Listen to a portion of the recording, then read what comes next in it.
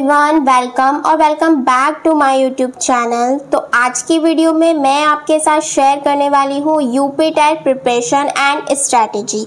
UP TET आपने देख ही लिया होगा, नोटिफिकेशन आपको जल्दी ही देखने को मिल जाएगा और जो इसकी डेट आउट हुई है वो जनवरी में हुई है, यानी अब आप समझ सकते हैं 5 to 6 मंथ आपके पास है, तो इजीली आप इसकी प्रिपरेशन कर सकते हैं। तो आज की वीडियो में मैं सारी चीज़ें आपके साथ शेयर करने वाली हूँ, इसीलिए आप वीडियो को लास्ट तक ज़रूर देखिएगा। चैनल पर नए हैं तो चैनल को सब्सक्राइब ज़रूर कीजिएगा। तो चलिए स्टार्ट करते हैं आज की वीडियो को। अगर मैं लास्ट यूपी टेट की बात करूं तो वो हुआ था 2021 में, जिसका एग्ज़ाम जो है जनवरी 2022 में कंडक्ट कराया गया था, यानी 3 साल से तो यूपी टेट देखने को मिला नहीं है। तो ये आपके पास एक बेस्ट अपॉर्चुनिटी है, आपको इसका फ़ायदा उठाना चाहिए, प्रिपरेशन को अच्छे से करना चाहिए, क्योंकि ये भी नहीं पता अभी तो सिलेबस भी शायद चेंज हो जाए, हो सकता है 1-2 चीज़ें ऐड हो। वैसे अभी तक तो चेंज नहीं हुआ है, क्योंकि 2011 से लेकर यूपी टेट हो रहा है 2021 तक, 11 साल हो गए थे, लेकिन सिलेबस में कोई चेंज नहीं था। तो चांसेस नहीं है कि सिलेबस चेंज हो, तो आप इसीलिए अपने जो पुराना सिलेबस है उसी के अकॉर्डिंग अपनी तैयारी को कर सकते हैं। अब मैं आपको इसमें बता देती हूँ सब्जेक्ट कौन कौन से पूछे जाते हैं। देखिए, अगर आप इसे देखेंगे ना तो आपको चीज़ें सेम मिलेंगी सी टेट की तरह, क्योंकि सी टेट तो हर ईयर में 2 बार हो ही जाता है, लेकिन जो यूपी टेट है अभी तक आप देख सकते हैं 3 साल से आपको देखने को नहीं मिला है। सी टेट भी इस बार कंडक्ट नहीं कराया गया, तो चांसेस हैं वो भी दिसंबर तक हो जाए, लेकिन सब्जेक्ट इसमें सेम ही होते हैं। अगर मैं फर्स्ट सब्जेक्ट की बात करूं तो सीडीपी आपको देखने को मिल जाएगा, और मैं ये दोनों पेपर के लिए बात कर रही हूँ, चाहे पेपर 1 हो आपका, चाहे पेपर 2 हो। सीडीपी आपको 30 मार्क्स देखने को मिल जाएंगे। एंड नेक्स्ट की बात करूँ तो नेक्स्ट में आपको हिंदी, इंग्लिश, संस्कृत, इन तीनों में से आप कोई भी 2 लैंग्वेज चूज़ कर सकते हो। 2 सब्जेक्ट आपके वो हो जाएंगे। थर्ड पे अगर मैं बात करूँ फर्स्ट पेपर में तो मैथ आपको देखने को मिल जाता है। फोर्थ पे आप कोई सी भी लैंग्वेज ले सकते हैं। एंड फिफ्थ आपका ईवीएस हो जाता है, यानी कि आपका सीडीपी, मैथ, ईवीएस तो रहता ही है, इसके अलावा आपकी 2 लैंग्वेज रहती हैं फर्स्ट पेपर की अगर मैं बात करूँ। वहीं अगर मैं सेकेंड पेपर की बात करूँ तो सेकेंड पेपर में आपका सीडीपी होता है, 2 लैंग्वेज आपको देखने को मिल जाती है, लैंग्वेज 1 एंड लैंग्वेज 2 आप कोई सी भी चूज़ कर सकते हैं, हिंदी, इंग्लिश, संस्कृत में से। थर्ड पेपर की अगर मैं बात करूं, मैथ, जिसका बैकग्राउंड मैथ और साइंस है तो उन्हें मैथ और साइंस मिलती है, एंड जिसका बैकग्राउंड आर्ट है, कॉमर्स है, तो उनके पास एसएसटी होती है, जो कि 60 मार्क्स की आपकी देखने को मिल जाती है। दोनों ही एग्ज़ाम आपके टोटल जो है 150 मार्क्स के होते हैं, दोनों ही जो है आपके 150 मार्क्स के हो जाते हैं। अगर मैं अपनी बात करूं, मेरे जो थे जब मैंने अपना एग्ज़ाम दिया था तो मेरा फर्स्ट अटैम्प्ट में ही कितने मार्क्स थे, 150 में से मेरे मार्क्स थे 101। एंड अगर मैं सेकंड पेपर की बात करूं तो मेरे थे 107। अगर आपने इससे पिछली वीडियो देखी है तो मैंने उसमें अपना रिजल्ट भी शो किया, आप जाकर चेकआउट कर सकते हैं। और ये स्क्रीन पर आपको शीट शो हो रही होगी, इसके अंदर भी मेरा नाम आया था जब यूपी टेट की जो है शीट आउट हुई थी, उसके उन बच्चों के नाम दिए गए थे जिन्होंने यूपी टेट अपना क्वालिफाई किया था। तो इसके अंदर आप साफ साफ मेरा नाम देख सकते हैं, और ये लिस्ट भी आपको कहीं भी मिल जाएगी, तो आप जाकर चेकआउट कर सकते हो। तो उसी के आधार पर, उसी के बेस पर मैं अपनी स्ट्रैटेजी आपके साथ शेयर कर रही हूँ कि क्या क्या चीज़ें आप फॉलो कर सकते हो जिससे आप भी यूपी टेट को फर्स्ट अटैम्प्ट में निकाल पाओ।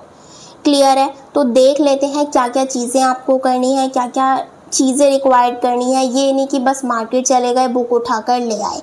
बुक से पढ़ाई नहीं होती है आजकल, तो बिल्कुल नहीं होती है। अपने सेल्फ नोट्स बहुत ज़्यादा बेस्ट होते हैं, वही चीज़ आपको करनी है। तो देख लेते हैं क्या क्या चीज़ आप कर सकते हैं। ये मैंने कुछ स्ट्रक्चर इस टाइप से बनाया है। आप सोच रहे होंगे ये क्या है, 2 गोले, लेकिन यही एक ऐसी चीज़ है जो आपका एग्ज़ाम क्वालिफाई करने में आपकी हेल्प करता है। कोई भी एग्ज़ाम हो आप इसी तरीके का पैटर्न बना सकते हैं। सबसे पहले आपको रिक्वायर्ड होती है बुक्स की। तो देखिए, यूपी टेट की अगर मैं बुक की बात करूं तो कोई भी बुक लेने की नीड नहीं है, बस आप प्रीवियस ईयर्स ले सकते हैं। वो भी इवन आपको कहीं भी नेट पर मिल जाते हैं, यूट्यूब पर मिल जाते हैं, साइट पर मिल जाते हैं, कहीं से भी आपको PYQ ईजीली मिल जाते हैं। बस PYQ की इसके अंदर नीड है, क्योंकि PYQ से ना ये पता चल जाता है किस टॉपिक से कितने क्वेश्चंस बने हैं, क्या क्या चीज़ें रिक्वायर्ड की गई हैं। तो मेन चीज़ तो यही है, आपको PYQ निकालने हैं। वो आप बाय कर सकते हैं, कहीं से भी निकाल सकते हैं, वो आपकी चॉइस है। मैंने इसके अंदर कुछ चीज़ नहीं ली थी। पहले तो मैं आपको ये क्लियर कर दूं कि यूपी टेट का जब मेरा एग्ज़ाम क्वालिफाई था मैंने कुछ भी चीज़ नहीं ली थी। जब मेरा डीएलएड चल रहा था मैंने उसी वक्त अपने यूपी टेट को क्वालिफाई कर लिया था। तो जो भी चीज़ें मैं उसके अंदर पढ़ती थी वही चीज़ें मेरी उसमें यूज़ हो जाती थी। तो कोई भी अदर बुक्स की मुझे नीड नहीं पड़ी थी। तो इसलिए मैं बुक के लिए तो आपको भी नहीं कहूँगी कि आप कोई बुक जाकर बाय करें, क्योंकि बुक ऐसी चीज़ होती है मोटी मिल गई तो वो पड़ी रहेगी, आप पढ़ेंगे नहीं उसे। तो ऐसी चीज़ें होनी चाहिए जो लास्ट टाइम में भी आप उसे यूज़ कर सकें। और नोट्स से अच्छा कुछ नहीं है। अपने नोट्स अपने ही होते हैं, सेल्फ नोट्स बनाइए, वही मैं आपको सजेस्ट करूँगी। सेकेंड, अगर मैं बात करूँ बैच, कोई एग्ज़ाम आया नहीं कि बच्चे क्या करते हैं बैच लेने पहुंच जाते हैं कि इसका बाय कर लें, इसका बाय कर लें, जबकि उन्हें कुछ पता नहीं होता कि सिलेबस क्या है, क्या इसके अंदर पूछा जाएगा, बस बैच बाय करना है। भाई बैच बाय करने से क्या होगा जब तक आपको उसके अंदर की चीज़ें ही नहीं पता चलेंगी। तो इसीलिए ये तो गलती बिल्कुल नहीं करनी है कि कोई एग्ज़ाम आया बैच लेने चले गए, बिल्कुल भी नहीं करनी है। इसके लिए तो मैं बिल्कुल ही मना करूँगी आपके लिए। आप कैसे प्रिपरेशन कर सकते हैं, ऑफलाइन करनी है ऑनलाइन करनी है वो आपकी चॉइस है। ऑफलाइन वही बुक से आप कर सकते हैं, बुक मैं आपको मना कर रही हूँ क्योंकि ऑनलाइन बहुत सारी चीज़ें अवेलेबल है, वो भी फ्री ऑफ कॉस्ट। मैंने भी अपने चैनल पर डाली हुई है, यूपी टेट का सिलेबस मिल जाएगा, यूपी टेट की वीडियोज़ पड़ी हुई है। इवन आप मेरे टेलीग्राम को ज्वाइन कर सकते हो, वहाँ पर भी आपको ऑल वीडियोज़ प्रोवाइड की गई है फ्री ऑफ कॉस्ट, कुछ भी पेड नहीं है। क्लियर है। इवन जो पेड कोर्सेज होते हैं वो भी मैंने उस पर फ्री ऑफ कॉस्ट डाले हुए हैं। तो किसी भी चीज़ का आपसे कोई पैसा नहीं लिया गया, तो इजीली आप वहाँ से अपनी चीज़ों को प्रिपेयर कर सकते हो। क्लियर हो गया। देखिए इसके बाद आ जाती है PYQ। जैसे कि मैंने आपको पहले ही बता दिया, अगर आप कुछ बाय करना चाहते हैं ना तो PYQ बाय कर सकते हैं यूथ कॉम्पिटिशन के, सबसे बेस्ट होते हैं, क्वेश्चंस रिपीट भी हो जाते हैं, तो ये एक अच्छा बेनिफिट है। तो आप यहाँ से ये चीज़ ले सकते हैं, ये सबसे अच्छी चीज़ होती है अगर आप किसी भी एग्ज़ाम को क्वालिफाई करना चाहते हो। एटलीस्ट 5 ईयर्स की जो भी आप एग्ज़ाम क्लियर करना चाहते हो ना उसके PYQ लगा लीजिए, जो क्योंकि जैसे कि अभी आ रहा है यू टेट का एग्ज़ाम आ रहा है 2 मंथ बाद, तो अगर आप उसके PYQ लगा लेंगे ना तो आपकी बहुत हेल्प हो जाएगी। अगर मैं बताऊं अपना, तो मेरा भी यू टेट क्वालिफाई है और मैं यही स्ट्रैटेजी अपनाती हूँ।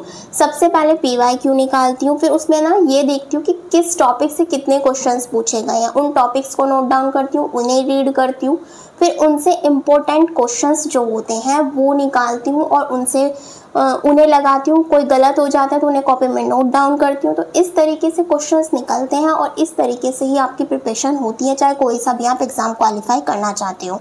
इसके अलावा नेक्स्ट अगर मैं बात करूँ सेल्फ स्टडी की, सेल्फ स्टडी जैसे मैंने आपको स्टार्टिंग से ही बता दिया है कि वो बेस्ट होती है। आप कुछ भी तैयार कर रहे हो, कोई भी चीज़ पढ़ रहे हो, अगर इवन आप प्रैक्टिस सेट भी लगा रहे हो उसके अंदर आपका कोई क्वेश्चन गलत हो जाता है, जब आप उसे अच्छे से उसकी थ्योरी को पढ़ते हो, रीड करते हो, तो आपको उसका आंसर क्लियर मिल जाता है, तो उसे आप कॉपी में नोट डाउन कीजिए। तो ये होती है आपकी सेल्फ स्टडी। एक तो आपने अपने नोट्स बना लिए, जो भी टॉपिक आप पढ़ रहे हैं उससे रिलेटेड आपने अपने शॉर्ट नोट्स बना लिए, और एक अगर आप प्रैक्टिस सेट लगा रहे हैं तो उससे रिलेटेड जो भी क्वेश्चंस होता है, अगर आपको लग रहा है कि वो मेरा गलत हुआ है या मुझे बाद में रिवाइज करने की से नीड पड़ेगी, तो आप उसे कॉपी में नोट डाउन कर सकते हैं। 2 चीज़ आप ये कर सकते हैं, इजी हो गया।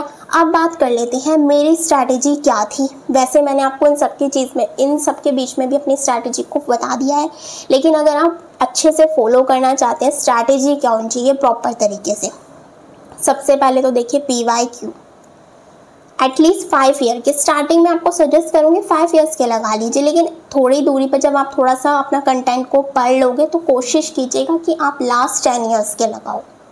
क्लियर है। और ये बिल्कुल हवा नहीं होता है कि 5 ईयर्स के अगर आप काउंट करोगे तो 150 आपको एक पेपर में मिल जाते हैं, और 5 में कितने हो जाएंगे 750।